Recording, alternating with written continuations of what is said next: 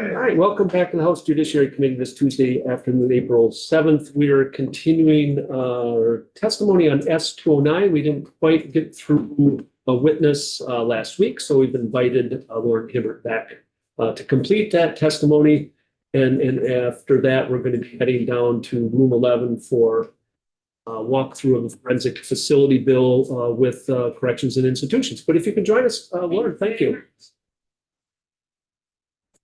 And I'm not exactly sure if I remember where we cut off, but I think there were still questions that so, but if you identify. Do a quick recap and then. Great, perfect, thank you. For the record, my name is Lauren Hibbert. I'm the Deputy Secretary of State, and it's an honor to be back with you folks today. A quick recap is we support polling locations as defined in the elections Title 17 to be considered a sensitive location. And to outlaw civil arrests during the period, those locations are polling locations, which is 45 days before an election. And I believe that there were questions for us about why. The reason is there's already significant prohibitions against law enforcement being in polling locations and law enforcement or military. And we see this in line with that strong tradition that we have in this nation. And we want to make sure that there's not a chilling effect on election, the very significant and right to vote as a citizen. And that right should be free, fair, and impartial. And law enforcement can have a chilling effect on feeling like they can exercise that right. Obviously, if there is an incident, that is not covered in this bill. It's not prohibited. So if there's an incident, crime that occurs at a polling location, law enforcement still, and we would hope would respond to that incident. So I have just a quick question before I go to Ian and then Tom. So the 45 days, I'm just looking at the 17 VSA 2502F, and I don't see it has a number of days. It just is describing how the polling places are identified. So we need to. 45 days. I may have the wrong citation. I'll look at that and provide the correct citation, but it is in the law that a polling location is the 45 days. Okay, yeah. So if we can get that to make sure we have the right citation there, it's on page 5, line 16.7. That's pro 9. So Ian and then Tom. Yeah, I guess in that same vein, is the prohibition around law enforcement just for the entirety of the time that an area is considered a polling station, or is it just the day of the election? The way this bill is written, it's during the time that an area is designated a polling location, which is that 45 days. And there's other prohibitions on that space in that 45 days. This committee passed a prohibition against guns being there. There's also prohibition against political activity during that time in that polling location. Again, all of this prohibitions is so that it feels like a non-intimidating environment to exercise your right to vote. Yeah. Okay. So, and I was more wondering not about what this bill does, but the other law enforcement prohibition you were referring to. So that also is for the full 45 days. That is federal law. I don't think there's been a case that is interpreting that federal law with our state law definition. But the federal law is specifically prohibits troops or armed men by military or federal officials at the polls. The only reason I asked, just thinking about my own Brattleboro unique experience, is that our polling station is my beloved Brattleboro American Legion Post 5. So it's a little, it's kind of, it's interesting that 45 day.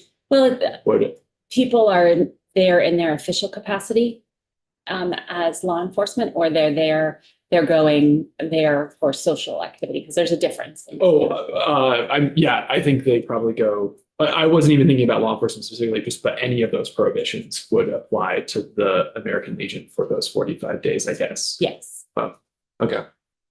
Well, actually, sorry, the polling location, if it's the town clerk's office until election day when it switches to the American Legion, just so you, to be clear, it's not that because the elections are held at the American Legion, that it's at the American Legion for that full 45 days.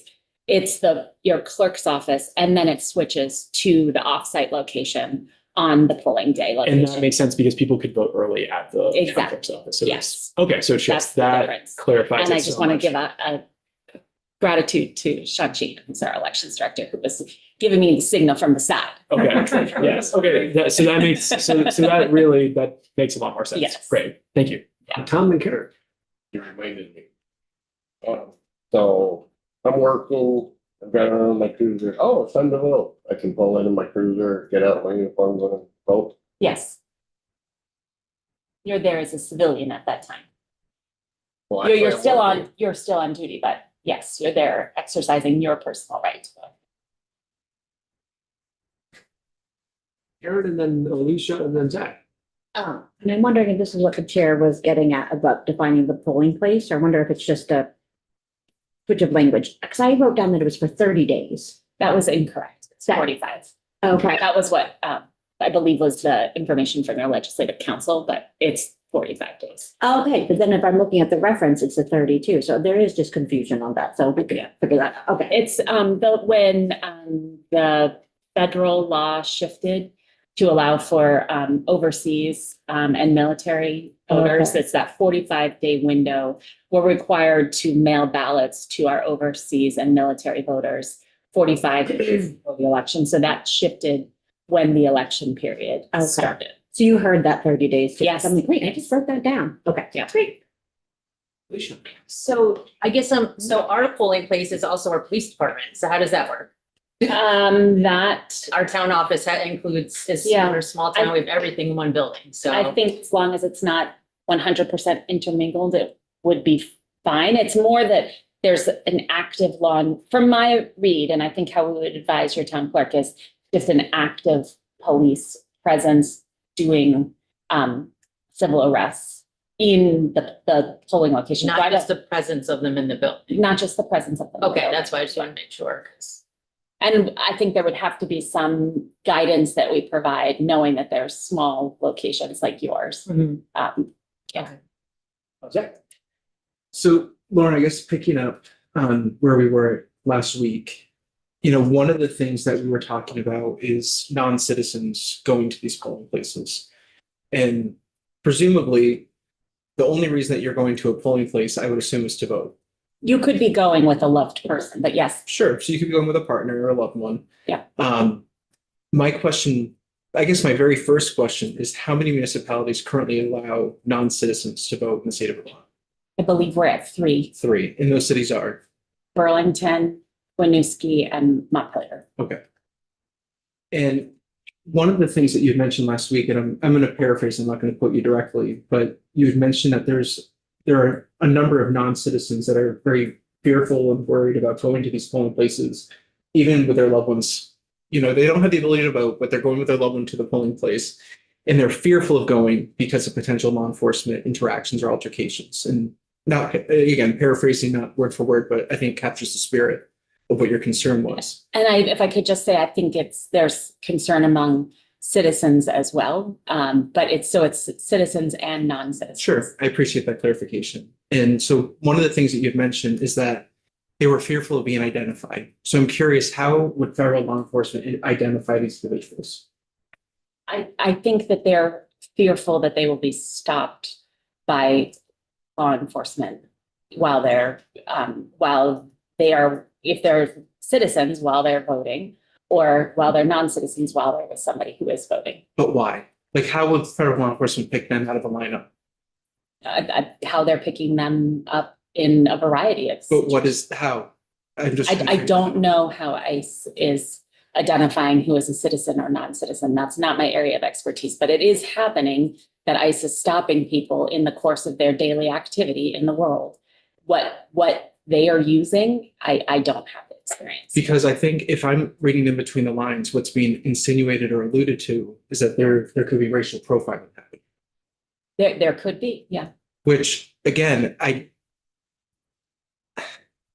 the fact that I have to articulate that and that you can, I just feel that maybe we're not being as forthright as that we could be in terms of what we think this bill is trying to accomplish, what the sponsors of this bill are trying, because, I mean, again, I don't know. I mean, if there's only 3 municipalities in the state and we don't have a clear number of how many non-residents are currently residing in the state, it just seems a bit far-fetched to me that we'd have to create a whole new legal framework to operate and protect our elections if there aren't any of these interactions happening anyways. Well, we haven't had an election recently outside of a municipal election where this concern has been raised, but our office has heard about this concern quite a bit from citizens of Vermont and town clerks concerned about what the parameters are. So I know that it's a valid concern.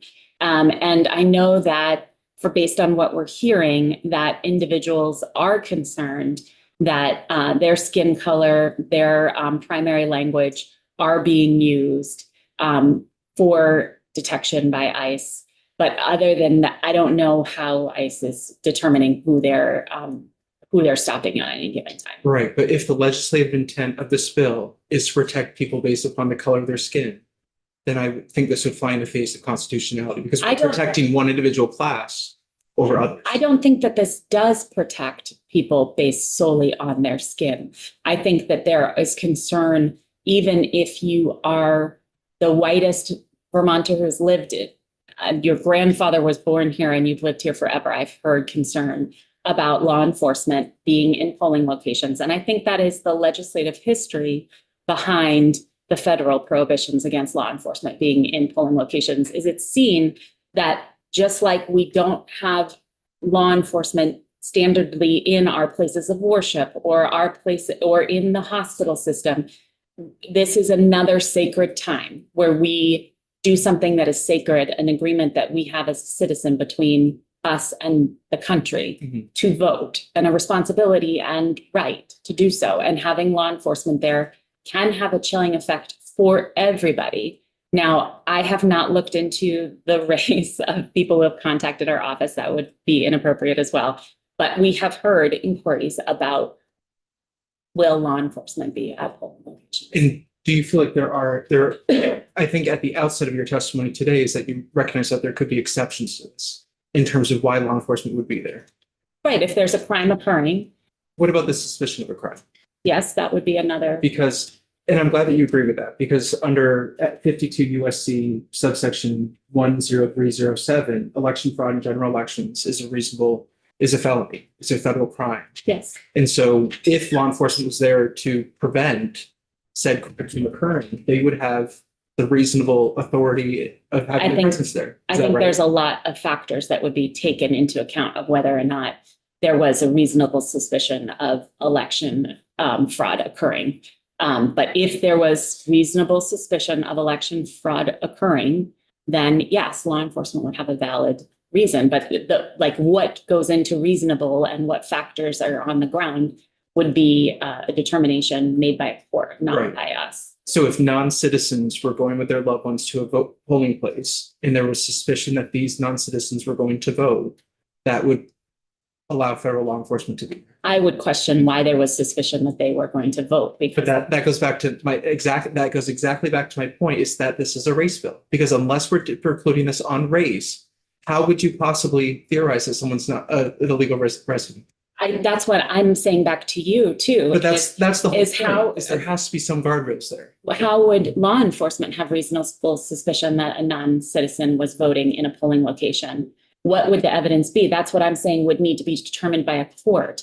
And whether that was based on somebody's race or something else, I have no idea. So don't you think it'd be pretty prudent to have a voter ID law at this point to make sure that we have legal residents voting in elections? So this is something that our office is asked all the time, and I was asked last time I was here. And I think there is a lot of arguments for voter ID, some of which are important and good. But until there's a free voter ID, meaning no cost and given to citizens, I don't think it's appropriate. Voting is very different than the consumption and purchase of alcohol. That is a choice you make, a privilege you have. Voting is a right you have as a citizen. You shouldn't have to pay anything for it. So if the federal government or the state government provided an ID at no cost that verified that someone was a citizen, then we could have a very reasonable conversation about what that would look like and what that should be. But until we have that, which we don't have and we're not close to, I think it is inappropriate to charge money for people to be able to exercise their constitutional right to vote. It's an interesting conversation, but I think that we probably have a lot more in common on that last point than maybe either of us realize, is that, I think because I we think, generally find that. yeah, and I You know, think if it was it should be a free, nonpartisan issue at the end of the day. if it was free, if I could be a person without a home and have a card that said that I was a And they citizen. should, yeah. If I could be someone who was disabled, never going to drive, and have a card that said I was a citizen, then that would be something we could really engage on. Yeah. But that would have to be a very large systemic change that we would have to make as a country, frankly, because it would have to go across state lines. It would have to be easy to procure. It's just a larger conversation. Thank you. Tom has the last question, because then we have to get down to Quick one. the rule on. Regarding a right and shouldn't have to pay anything for it. I could arguably bring in the Second Amendment because I have to have an ID to buy it. Well, I'm not here to I know, but I have to purchase that. So I'm just throwing that out there. Yeah. That's exactly the same point.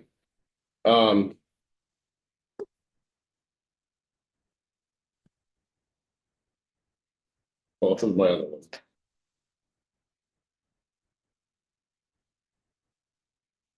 I'm good. If something comes up and you want to ask me a Yeah. question, send me an email. I'm happy to continue the Oh. dialogue. Yeah, I know what it was. I know in some towns, they actually have the police come guard the ballots, remove the ballots and take it with staff to other places counting. Right. I know. That would be. Yeah, a village town clerk office where they do the voting and also the police department, which has law enforcement in it. So. Yeah. that's- I think there's areas that we'll have to provide guidance to towns and to town clerks, nuances, the transport of ballots. We do want to make sure that there's law enforcement involved if possible. And these mixed use buildings, obviously, we don't want to displace a police department during that. Then you've heard as much about state law enforcement being intimidating at an election as is ICE. I have not heard that state law, I have not heard concern about state police being intimidating, although I will. Any law enforcement. Yeah, Aside from the Fed. Yeah, no, although I will say that before the 2024 election, we did meet with the FBI, state police, Homeland Security, and there was a consensus that those groups would not be at our polling locations until there was a necessity to do so.